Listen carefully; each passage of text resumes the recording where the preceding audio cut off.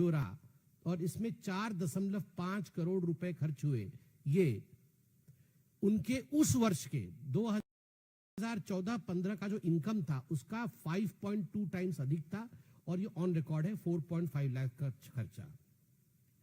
2014 और 16 के बीच में 3 शॉर्ट फॉरेन ब्रेक्स। 15 मई 2014 जब मनमोहन सिंह जी का फेयरवेल था एज प्राइम मिनिस्टर, जब फेयरवेल हुआ 15 मई 2014 को, वो नहीं थे, आपको याद होगा, फॉरेन में थे। 19 जून 2014 एंड 28 जून 2016 90 लाख खर्चा हुआ, अनडिक्लेयर्ड, बिना बोल के चले गए। ये लेजर इस प्रकार से 14 रात के लिए बाहर गए थे न्यूयॉर्क, अगस्त 2011 अगस्त सितंबर, 1.5 करोड़। ये लेजर इस प्रकार से बनाया गया है। अब इसमें आपको हम बता दें, मैंने कहा था 54 ट्रिप्स है, 20 ट्रिप ऐसे हैं जो मोस्ट एक्सपेंसिव है, मतलब करोड़ों में जा रहे हैं। 20 ट्रिप का क्यूमुलेटिव खर्चा है 39.6 करोड़, 39.6 करोड़। और जो 34 बाकी बचे ट्रिप है उनका खर्चा है 19.85 करोड़, लगभग 20 करोड़। इसके बाद हम आते हैं कोरोबोरेशन, कितना कमाया, कितना खर्च किया। मैं आपको एफिडेविट दिखाऊंगा, फॉर्म 26 एफिडेविट जो उन्होंने लोकसभा कॉन्टेस्ट करते समय year by year income tax return show किया है।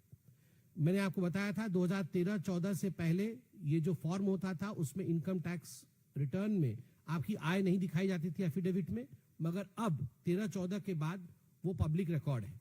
ये टेबल है, हम 10 वर्षों के टोटल असेसमेंट ईयर 10 ईयर्स 2000 में फटाफट पढ़ता हूं। 2013-14 का 1 करोड़ 30 लाख से अधिक है, वायनाड से लड़े थे। 14-15 का 95 लाख से अधिक है।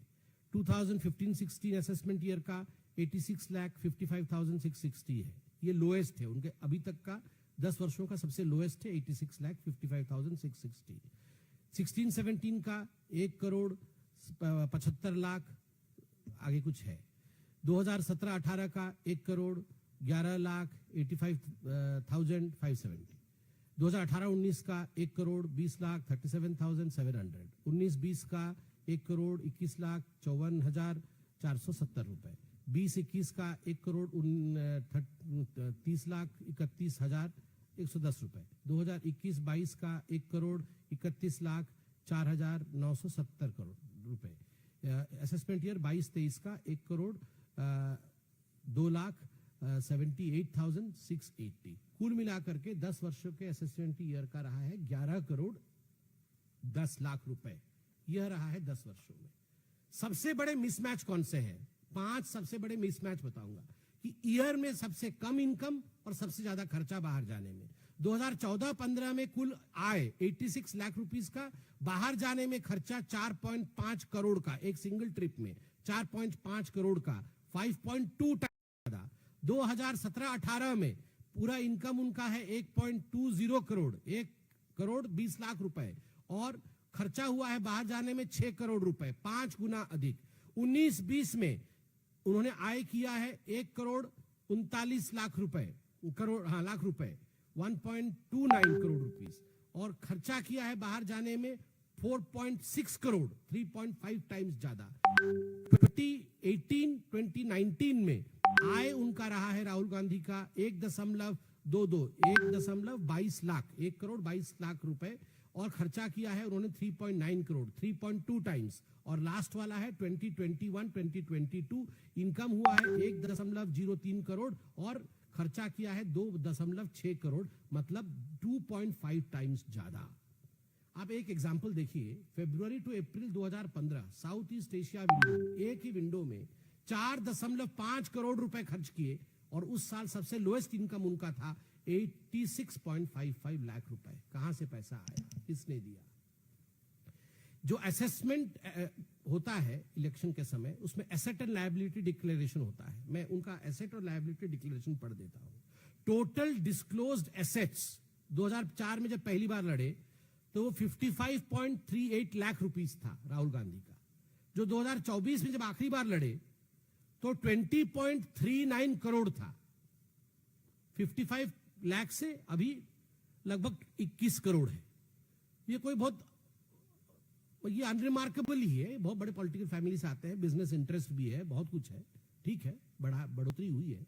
मगर कहने का तात्पर्य है, क्या इसमें वो डिस्क्लोजर है जो 60 करोड़ रुपए 54 ट्रिप में खर्चा हुआ, वो इस 55 लाख से लेकर जो 21 करोड़ तक का बढ़ावा हुआ है, उसमें ये कहीं भी फिट नहीं बैठ रहा है। एसेट लायबिलिटी में ये 60 करोड़ को कहां डाला जाए, ये कहीं भी फिट नहीं बैठ रहा है। आप बताइए, जब उनका पूरा का पूरा ही एसेट और लायबिलिटी 21 करोड़ का है, तो हम 60 करोड़ को इसमें कहां डालें, यह प्रश्न उठ रहा है। अब मैंने आपको कहा था कि हम 3 बैंड में यह कैलकुलेशन हुआ है, ताकि किसी प्रकार की गुंजाइश इसमें गलती की ना रहे। सबसे खराब गाड़ी में चलते हैं, चलिए खुद भी गाड़ी चला लिया जाके वहां पे, सबसे खराब सीट में बैठते हैं, सबसे खराब होटल में रुकते हैं, तब लोअर बैंड में ये 54 यात्रा जो उनकी हुई है 42 करोड़ रुपए का खर्चा होगा। मिड बैंड में, मिड सेक्शन के होटल में रुकते हैं, मिड सेक्शन की गाड़ी में जाते हैं, मिड सेक्शन के एयरप्लेन में फ्लाई करते हैं, तो 60 करोड़ जो हमने दिया है, हमने उन पे उदारता दिखाई है कि चलो बहुत ज्यादा मतलब तपस्वी बन गए हैं ना, तो तपस्वी की तरह गए होंगे, तो 60 करोड़।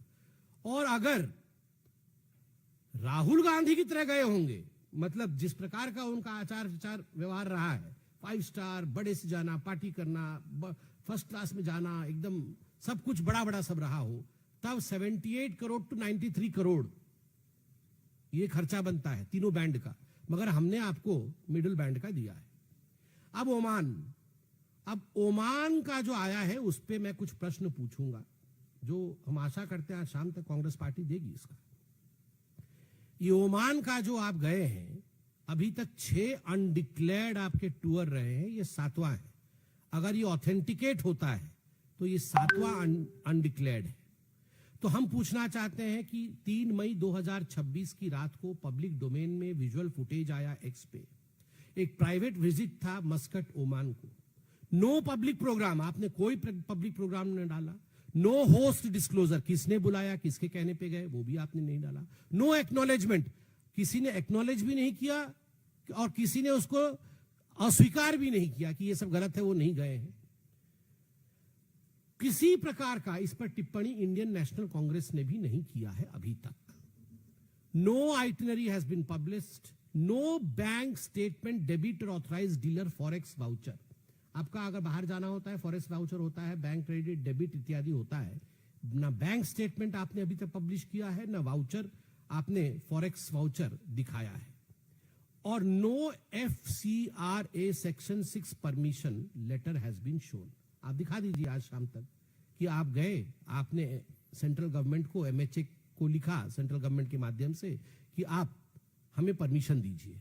तो ये रूल है एक MP के लिए, तो आप वो दिखा दीजिए। तो ये मस्कट के विषय में आज हम ये प्रश्न पूछना चाहते हैं। अब CRPF के पास आऊंगा। 10 सितंबर 2025 CRPF ने एक ऑफिशियल लेटर लिखा मल्लिकार्जुन खड़गे को, जो उनके अध्यक्ष हैं, और उस ऑफिशियल लेटर में CRPF ने आपत्ति जताई कि 6 अनडिक्लेयर्ड फॉरेन ट्रिप है दिसंबर 2024 से सितंबर 2025 तक। मैं 6 का पूरा डिटेल दे सकता हूं, मगर मुझे लगता है प्रेस कॉन्फ्रेंस बहुत लंबा हो जाएगा।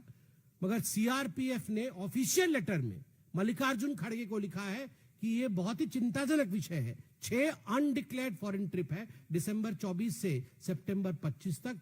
ईच वॉज टेकन, उनके लेटर से पढ़ रहा हूं, each was taken without the yellow book SPG protection notification that the protocol mandatorily requires. आप SPG प्रोटेक्टी है तो येलो पेज प्रोटोकॉल फुलफिल करना, yellow page SPG protection notification, ये फुलफिल करना अनिवार्य है। मगर आपने वो भी नहीं डिक्लेयर किया, वो नोटिफिकेशन भी नहीं किया, और आप स्ट्रेट गायब हो गए। ये 6 का उन्होंने लिखा है, और आगे लिखा जाता है कि if Oman lead is substantiated then it becomes the 7th entry in that pattern. उस चिट्ठी में नहीं है, क्योंकि उस समय जब चिट्ठी लिखा गया था 10 सितंबर 2025, तो उस समय ओमान नहीं गए थे। मगर अब हम बोल रहे हैं कि अब इफ ओमान ट्रिप इज सब्सटैंशिएटेड, तो ये 7वां अनडिक्लेयर्ड येलो पेज नोटिफिकेशन को कूद करके किया हुआ चोरी चोरी चुपके चुपके वाला जो फॉरेन ट्रिप है क्यों किया गया। मैं कांग्रेस से बहुत ही जिम्मेदारी के साथ ये 4 क्वेश्चन ओमान पे पूछना चाहता हूं, क्योंकि हम ये आज खुलासे का सिलसिले का आरंभ है। ओमान पे इतना बड़ा खुलासा होगा कि आप चौंक जाएंगे, मगर हम उन्हें मौका दे रहे हैं। वो अपनी तरफ से पहले क्या कहना चाहते हैं कहे। Number 1, did the visit happen? क्या ओमान आप मई 3 के आसपास गए थे? Did the visit happen? Question number 2, who hosted the trip? Foreigner और इंडियन? किसने होस्ट किया, भारतीय ने या विदेशी ने? Number 3 question, if foreigner hosted, where is the FCRA section 6 MHA approval letter? अगर फॉरेनर ने किया तो अप्रूवल लेटर का एक कॉपी दिखा दीजिए, बस कॉपी दिखा दीजिए, सारा कुछ खत्म हो जाएगा। हमारा प्रेस कॉन्फ्रेंस का कोई मायने ही नहीं रहेगा कि हमने आपको प्रेस कॉन्फ्रेंस करके प्रश्न पूछे। और उसके बाद चौथा प्रश्न होता है, क्योंकि ये जो प्रश्न मैंने पूछा ये RTI के अंतर्गत आता है, क्या आपने परमिशन लिया MHA से? Where is the bank statement debit the authorised dealer forex purchase voucher और the Congress audited line in ECI return to the government sanction file? मतलब अंतिम प्रश्न है कि यदि फॉरेन फंडेड नहीं है और आप खुद गए तो आपका बैंक स्टेटमेंट ऑडिट दिखाइए, या तो आप जो फॉरेक्स वाउचर होता है वो दिखाइए, या तो अगर पार्टी ने भेजा आपको तो पार्टी भी ऑडिट में अपना भेजती है इलेक्शन कमीशन ऑफ इंडिया को कि हमने अपने लीडर ऑफ अपोजिशन को ओमान भेजा है, उसमें इतना खर्चा हुआ है, इसकी भी ऑडिट हो। ये लिख के भेजती है पार्टी। तो वो ECI का स्टेटमेंट जो जिसको कि आपने पार्टी ने सबमिट किया है ECI में, वो दिखा दीजिए। ये 4 प्रश्न ओमान को लेके था।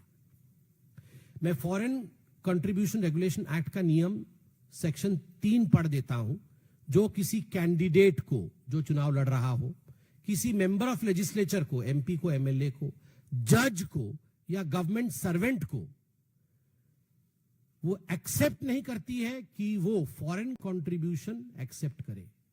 ये प्रोहिबिट करती है सेक्शन 3 कि कोई भी जज जाके या कोई भी MP जाके फॉरेन कंट्रीब्यूशन एक्सेप्ट कर ले।